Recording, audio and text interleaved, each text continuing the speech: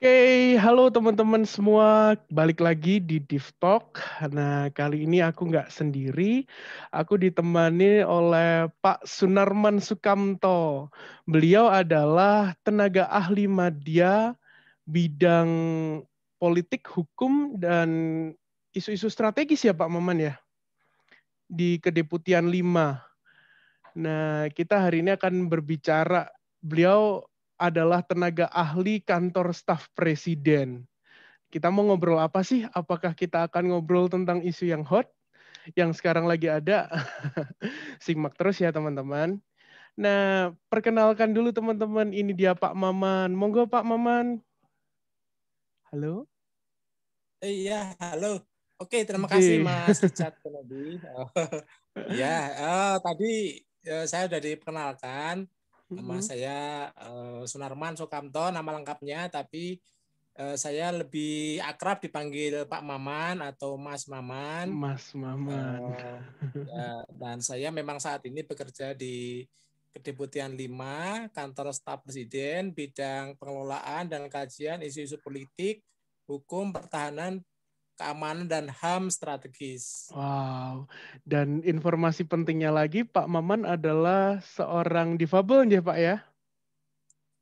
Ya, saya difabel daksa pengguna kursi roda. Nah, teman-teman, ini inspiratif banget teman-teman. Seorang difabel daksa bisa menjadi tenaga ahli madya di kantor staf presiden. Wow, itu buat saya keren banget Pak Maman.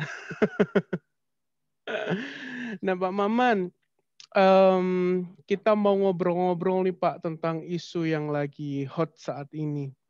Isunya Mas Baihaqi yang status CPNS-nya digugurkan. Ini kan sepengetahuan saya, Mas Maman, Pak Maman ini juga ikut aktif mengadvokasi kasus Mas Baihaqi ya, Mbak? Itu pripun, Mbak? Ya, karena kantor staf presiden juga menerima laporan terkait Mm-mm. kasus Mas Baihaqi. Sebetulnya ada dua kasus yang hampir sama ya, Mas Baihaqi dan Mas Aldi Maulana dari Sumatera ya? Medan, ya Ya. Sumatera Utara. Jadi karena mendapat laporan, tentu kantor staf presiden wajib menindaklanjuti laporan tersebut. Hmm. Nah, untuk teman-teman yang masih bingung nih, apa sih kasusnya Mas Baihaqi itu? Jadi gini teman-teman, secara singkat ya Pak Maman, kalau Mas Baihaqi ini adalah seorang difabel sensorik netra yang dia mendaftar sebagai PNS, posisinya adalah guru matematika di daerah provinsi Jawa Tengah. Nah, ketika Mas Baihaqi sudah melewati hasil masa seleksi dan sebagainya, Mas Baihaqi juga sudah dinyatakan memiliki peringkat ketika apa ya, itu namanya SKD ya, seleksi kompetensi dasar dan sebagainya. SKD, SKB itu dinyatakan sebagai calon dengan nilai tertinggi, tapi ternyata status CPNS-nya itu digugurkan atas dasar Mas Baihaqi adalah seorang difabel sensorik netra, low vision. Padahal Mas Baihaqi sehari-hari memang sudah aktif menjadi guru matematika ya Pak Maman. Ya, Betul ya Pak betul. ya? Mas Nah, Baihaqi sudah beberapa tahun memang berprofesi sebagai guru matematika di sebuah SMA, kalau tidak salah di Randu Blatung. iya bahkan mendapatkan penghargaan ya Pak dari Kemendikbud. Ya, yang profil yang saya terima dari laporan yang masuk, memang Mas Muhammad Baihaqi mendapatkan ijazah sebagai guru matematika profesional dari Kemenristek Dikti, Mm-mm. kemudian juga sudah mengajar di SMA Randu Blatung, kemudian juga sempat mendaftar sebagai pengajar untuk anak-anak tenaga kerja Indonesia di Malaysia, kalau nggak salah di Sabah dan Sarawak, dan Iya. atas dedikasinya itu juga mendapatkan pengakuan dan penghargaan dari Kemendikbud. Nah, Artinya memang secara kompetensi Mas Baiki sudah tidak diragukan. betul dan mampu. Dia memiliki ability untuk itu ya Pak ya. Nah, tapi sayangnya Yes. statusnya itu digugurkan, Pak. Menurut Pak Maman sendiri gimana nih, Pak? Pak Maman juga sebagai tenaga ahli juga di KSP juga kan, dan juga Pak Maman ini aktivis juga, aktivis hak hak difabel. Ya, secara singkat saya mengatakan bahwa telah terjadi misinterpretasi apa inklusi dan afirmasi Gimana tuh, Pak? oleh BKD Jawa Tengah. Jadi boleh Kan dijelaskan? ya, jadi kan politik pemerintah pusat dengan adanya Undang-Undang Nomor 8 Tahun 2016 tentang penyerahan disabilitas itu kan disebutkan di sana ada kebijakan kuota kan, sistem kuota kan Betul. untuk teman-teman difabel. Nah, salah satunya perekrutan ASN itu ada kebijakan afirmasi kuota itu khusus jalur afirmasi khusus untuk difabel. Nah, dalam konteks BKD Jawa Tengah itu jalur afirmasi itu diinterpretasikan katakanlah dari yang seharusnya semua difabel itu boleh mengajukan atau mengirim aplikasi di formasi yang afirmasi kebijakan afirmasi itu, tetapi BKD Jawa Tengah itu memberikan batasan bahwa yang dibutuhkan kira-kira hanya difabel daksa ringan. Nah, Mas Baihaqi karena merasa punya kompetensi, sudah mengabdi beberapa tahun, itu kemudian mengambil posisi atau formasi sebagai guru matematika, meskipun Mas Baihaqi itu difabelnya sensorik atau low vision. Karena Mas Baihaqi merasa memang sudah punya kompetensi, sudah punya pengalaman sebagai guru matematika profesional gitu. Betul, Pak. Nah, dan Mas Baihaqi itu sudah melalui proses seleksi administrasi, lolos, wawancara seleksi lolos, kompetensi juga ya, Pak ya. SKD, seleksi kompetensi dasar juga lolos, bahkan nilainya terbaik Tertinggi, gitu. betul. Tertinggi, terbaik, sudah diberi ucapan selamat oleh berbagai pihak gitu. Nah, tapi Pak. Nah, kemudian tiba-tiba Mas Baihaqi dipanggil dan diberi SK diskualifikasi atau pemberhentian dari proses seleksi CPNS selanjutnya karena ternyata dianggap menyalahi ketentuan, yaitu yang dibutuhkan tuh difabel daksa ringan. Oke, tetapi Mas Baihaqi kok yang difabel sensorik low vision netra. ya, Iya. kok nekat masuk. Jadi Mas Baihaqi dianggap menyalahi aturan, ketentuan gitu. Nah, disitulah menurut saya pangkal masalahnya di situ. Betul. Dan sampai sekarang ini kan Pak sudah diajukan gugatan ke PT UN juga, dan PT UN kemarin beberapa minggu yang lalu ya Pak sudah menyatakan bahwa gugatan Mas Baihaqi ternyata dinyatakan tidak dapat diterima. Ya, saya juga memantau karena setahu saya Mas Baihaqi yang laporan ke kantor staf presiden itu kan sudah melapor kemana-mana, ke Betul. Ombudsman, ke Komnas HAM, ke kantor staf presiden gitu kan, untuk minta ada mediator untuk memediasi kasusnya Mas Baihaqi. Ya, tetapi dari yang saya pantau,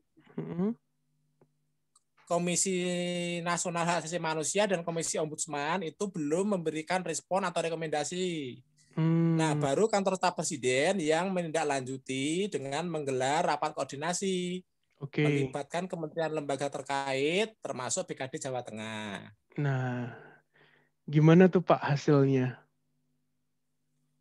Hasilnya BKD Jawa Tengah bersikukuh tidak melakukan kesalahan dan sudah benar mendiskualifikasi Mas Baihaqi karena berdasarkan ketentuan persyaratan yang dibutuhkan adalah difabel daksa ringan, tetapi Mas Baihaqi ragam difabelnya itu sensorik netra atau low vision.